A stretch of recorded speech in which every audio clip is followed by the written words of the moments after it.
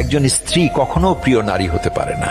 আপনি যদি বেশিরভাগ মানুষকে জিজ্ঞেস করেন আপনার জীবনের প্রিয় নারী কে, স্বাভাবিকভাবেই অনেকে বলবেন মা, কেউ কেউ বলবেন বোন, কেউ কেউ বলবেন মেয়ে, আবার অনেকেই বলবেন নানি, কারণ নানি তাকে কোলে পিঠে করে মানুষ করেছেন।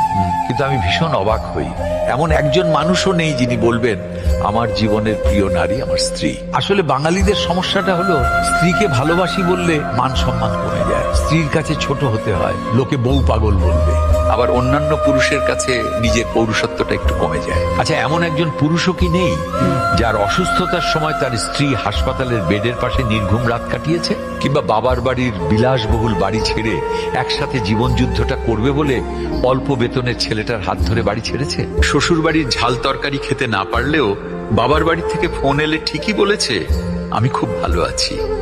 নাকি মায়ের হাতের রান্না, নিজের প্রিয় বিছানা, কিংবা ছোট থেকে বড় হয়ে ওঠা যেই বাড়িতে, সেই বাড়ি ছেড়ে আসাটা এতটাই সহজ?